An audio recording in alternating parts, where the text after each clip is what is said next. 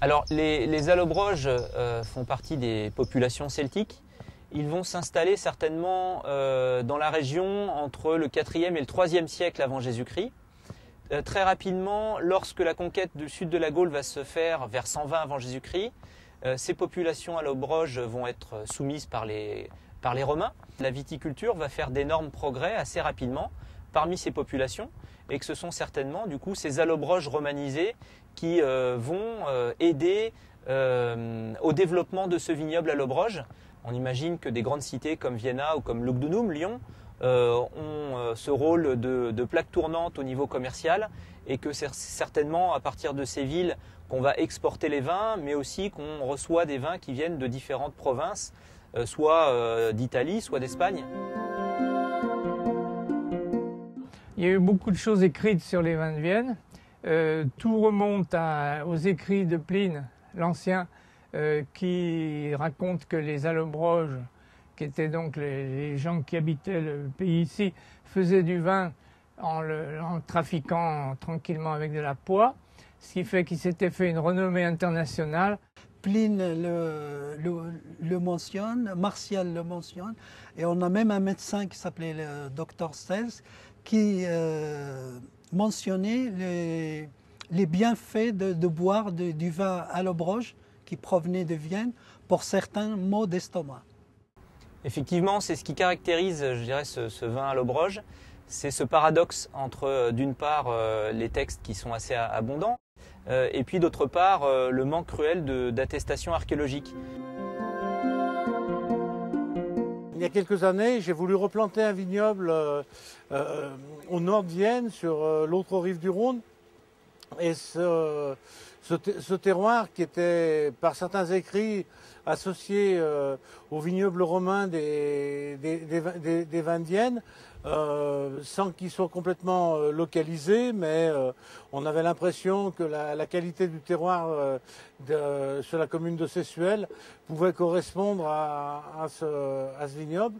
Pour des auteurs du XVIe, XVIIe, XVIIIe siècle, les vignobles les plus prestigieux à proximité de Vienne, ce sont évidemment les vignobles de Côte-Rôtie, aussi de Sessuel et de Condrieu. Et donc cette assimilation va se faire au fur et à mesure des siècles. Et c'est pour ça que très rapidement, en fait, quand on va évoquer les vins viennois de l'Antiquité, on va tout de suite penser à la Côte-Rôtie, on va tout de suite penser au Condrieu. Mais c'est dû à cette tradition qui se met en place au fil des siècles, en définitive. Des études génétiques menées en commun par des Français et des Américains ont permis de démontrer que la Syrah, contrairement à ce qu'on pensait, ne vient pas de Syracuse ou ne vient pas du vignoble de Shiraz en Iran, mais est plutôt une création régionale. Donc ça serait plutôt un cépage autochtone qui serait issu d'un croisement entre la Dureza, qui est un cépage ardéchois, et la Mondeuse Blanche, cépage savoyard, et qu'on retrouve en fait une attestation littéraire de la Syrah pour la première fois dans un texte de Faujas de Saint-Fond qui date de 1781. Donc ça ne veut pas dire non plus que la Syrah n'existe pas avant, mais il y a de très fortes chances pour que la Syrah n'ait pas existé peut-être dès l'époque antique. La méthode qui était essentiellement préconisée ou utilisée depuis ces millénaires, c'est de travailler avec des plantes. C'est de la poudre de la racine d'iris, du fenugrec et de l'herbe à bison. Les plantes servaient d'une part à la conservation du vin, d'autre part au goût. Une troisième application, c'était la pharmacie. Les techniques de l'époque romaine m'intéressaient parce que peut-être qu'il y avait moyen de trouver là-dedans une voie pour faire des vins sans soufre. La renommée de ce vin Allobroge est perçue jusqu'en Italie et jusqu'à Rome même. Donc ça veut dire que ce vin Allobroge s'exporte très bien. Par contre, il existe, je dirais, un autre mystère, c'est dans quel contenant ce vin est exporté. Est-ce qu'on l'exporte en amphore? Est-ce qu'on l'exporte en tonneau? Là-dessus, c'est vrai qu'on ne possède pas encore forcément de données suffisamment pointues pour en tirer les conséquences. Donc ça reste aussi des pistes de recherche pour les archéologues, pour les historiens.